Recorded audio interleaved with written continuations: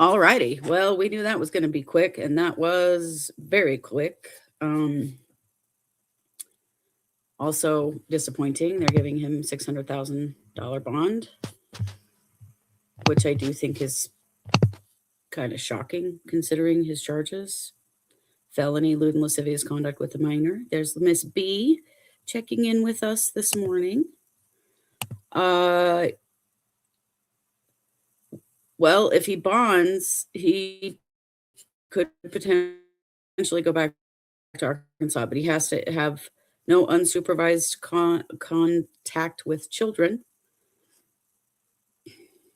which is scary because he has kids. I think three or four. Sucks to see the Duggars back in the news for this kind of thing, doesn't it? Another hearing coming up on April 20th, so we'll see where they're going to go from here. He did waive extradition from Arkansas, which is why he's back in Florida for this. It sucks because likely his parents will pay the bond. We've seen that before. His mother stepped in and paid the bond for, it's 4 kids. Thank you, Victoria. His mother stepped in and paid the bond for his wife, Kendra, in Arkansas. I'm not sure what the custody status of the children at this point is, but I will work on finding that out.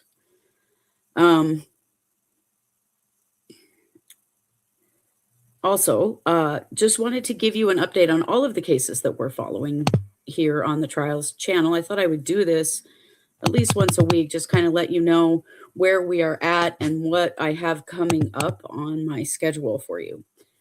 The next hearing date that I have for sure, and it could change, we could get some sooner things, I'm always looking, but April 8th is the next hearing date for Rex Heuermann. Now, things are changing in the Rex Heuermann case, and so this hearing was initially set to address pretrial type stuff, issues around the evidence, like the DNA, for example, how they're going to handle the multi-victim structure within the trial. But what we know now is that it's rumored that he is going to take a guilty plea. That is not 100% confirmed. It's a rumor, but it's very possible. And so we don't know at this point if the purpose of that hearing will change and become a completely different situation where is he going to plead at that hearing? We don't know, but very important hearing coming up on April 8th. So we will be streaming that here. Other things coming up. The trial for Courtney Clenney is scheduled for April 27th.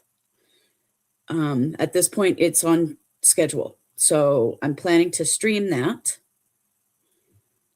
Dates are still a little up in the air, but it's a pretty solid date. Of course, there are pretrial fights still going on around evidence and things to do with prior relationship dynamics and how much of that is going to be allowed in at trial. Then also we have a pretrial hearing for Aaron Spencer on April 29th. Then trial set for June 20th. When there are 2 things on the same day, I will be streaming them both, and I'll just kind of be popping back and forth in both chats. Some things are important enough that they both need to be streamed at the same time, and the Aaron Spencer stuff during Courtney Clenney is definitely one of those things. Oh, Sweet Relief says, can someone remind me if we knew weeks before Kohberger or just the day or 2 before? It was a little while before. It wasn't a long time before because they were trial prepping, very similar to where what's happening in the Rex Heuermann situation. Trial prepping, and then all of a sudden, going to take the plea. So pretty similar. Then also coming up on May 8th, we have Brendan Banfield. His sentencing on May 8th. We'll be streaming that. Sentencing for Kouri Richins is coming up on May 13th. Definitely going to be streaming that. Joseph Duggar does have his next hearing is April 20th. They just set that here. There was a hearing also set for April 29th, but they just set one for April 20th. Well, 29th may be Arkansas. See, the problem we have with Joseph Duggar is we've got two cases going on with him. We've got the Florida case, the lewd and lascivious conduct with the minor charges, and then we have the child endangerment charges against him and Kendra in Arkansas. So we'll kind of be bouncing back and forth between those two cases. So we'll see. But for sure, there's one on the 20th in Florida. We'll see what's going on in Arkansas. The trial for Daniel Rodimer, who is the man accused of murdering Christopher Tapp. We've talked a lot about Chris Tapp here, given who he is. He was an Idaho Falls resident who was coerced into confessing to the murder of Angie Dodge. And he spent 21 years in prison before he was released and eventually finally exonerated. He was then murdered in Las Vegas, like 2 years after he got out of prison. And the man accused of murdering him is Daniel Rodimer. So we expect that trial in June, but we don't have a solid date on it yet. So we're keeping an eye on that. Definitely something I'll be streaming. Floyd William Parrott, of course, that we talked about last night. He has been now charged with the Lover's Lane murders. Going to be keeping an eye on him. I don't have any solid court dates for him yet, but it is something that we will be following. Shanna Gardner-Fernandez. No hard date yet, but things are moving along. I think we will be seeing a trial for her sometime this summer. Shawn Mickey Stines, the sheriff, who is accused of murdering the judge. There's still litigation going on there, and some things are coming up in that case quite rapidly as well. So still watching on that, but there will be some things coming up. And then a new case that I have just added, Naresh Bhatt, who is accused in the, missing and potentially assumed deceased case of his spouse. We're in kind of a pretrial situation there. So a lot coming up. Those are the cases I currently have on my tracker to be watching and keeping an eye on dates. If there is a case that you find interesting that you would like to know more about, or if you happen to see a hearing pop up like this one that I had missed and one of you put it in Discord, thank you so much for doing that. Please help me out as much as you can. It is so much to keep track of, and if you live local to something, you might see something that I don't see. Please feel free to share with me in Discord or in a live or at our True Crime Squad Idaho at gmail.com email address. Those are all great ways to reach me to help. If you see something you want to see streamed that you want to see on this channel, I am happy to add it. Morphew. Yes, Barry Morphew is another one. The problem with Morphew is it's looking very much like there's not going to be anything streamed. So that sucks. But if anything is streamed, definitely Morphew. The other one, I don't know why this didn't come up in my notes, Tyler Robinson. Tyler Robinson has a hearing coming up on the 17th, I think. Let me double check. So we talked last night on True Crime Squad that this whole situation with Joe Kent coming out saying that the feds didn't fully investigate in the Charlie Kirk shooting. But then also his defense has officially requested to delay the preliminary hearing.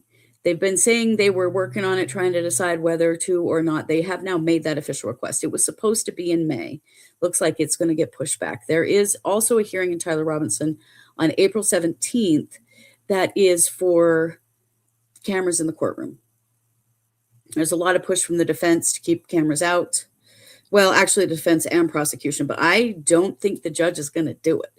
There are some pretty specific parameters out there around what they can show. They cannot show Tyler's shackles. They really can't film the defense desk at all. They don't, there's a lot of rules, but his stuff has been being live streamed, and I think it's going to continue to be live streamed. They're going to address this in this hearing. This hearing will be live streamed, but there are parts of it that might not be. I haven't seen the judge fully rule yet on that. They want to talk about some specific evidence, that they have concerns about that particular evidence getting out into the world. And so some of those things, parts of that hearing may be done behind closed doors, and then they'll come back and kind of, do the talk broadly about it in the hearing. Again, I really don't think he's going to kick the media out. I think that's going to be live streamed. The judge seems to understand the importance of transparency and the interest in the public around the murder of Charlie Kirk, obviously. So, Jamie, thank you for that. A new Utah bill about judicial transparency will basically force more hearings to be broadcast. That's interesting. I did not know that there was a new bill. It's happening. It's happening everywhere. The push to be more transparent, which I personally think is good when it comes to our legal system working in the light and not in the dark. That's one of the reasons why I'm a true crimer. I want to know that my legal system is following its own rules. I want this legal system to be fair for everyone. And we know it isn't. It's not. But the more light is shown on the judicial proceedings, the less nefarious activities can go on. BLG 48, that's Rex Heuermann's date. Or is there something else that you see on 4/8? But I know that Rex Heuermann's next hearing is on 4/8, and we're going to see what comes up from that. There's a lot going on in that case. One of the things that's going on is that Rex Heuermann is not in very good health. He missed a hearing recently because he's not walking very well. He's needing some kind of a crutch to walk with. And his attorneys had acknowledged that he has multiple health issues. And it may be that he's a sick old man, and that maybe he's not up for a huge months-long trial. I honestly really hope, for the sake of the families of the victims and for his family, that he does plead, because I just cannot imagine. That trial is going to be brutal.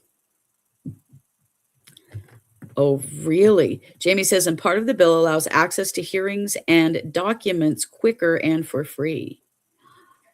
I love that very much, because the cost, and Utah particularly, is fairly expensive just to get basic information. I'm very glad to hear that it's going to be quicker and for free. Oh, thanks, Melissa. Melissa says, my house has a very relaxing and whimsical vibe. Well, you just saw Gigi, my other little Persian, go running up here and shoot behind the curtains. She and her sister love to do that. Oh, here she comes back. You can see her. Oh, there she is. She is a wild woman. All right. Well, that is what we know. Joseph Duggar given a $600,000 bond. Next hearing coming up on April 20th. We'll be streaming that. And I really appreciate all of you being here with me and on this new endeavor to do more with trials. I am enjoying it very much, and I'm glad to be here with all of you. Please remember, you can always send me an email at truecrimesquadidaho@gmail.com. If you know of a case, if you know of a hearing, if you're in Discord, you can post it there as well. I love help from all of you because it is so much to keep track of. I honestly use ChatGPT to help me keep caught up on all of the updates because it's so much to keep track of. So if you see something coming up, feel free to send it my way. I appreciate it a ton. Well, we will be back at 3 p.m. Mountain over on the True Crime Squad main channel for today's episode. And unless something else comes up, I will be back here with you on April 8th for the Rex Heuermann hearing. You know it. This has been True Crime Squad Trials. Thanks for being here.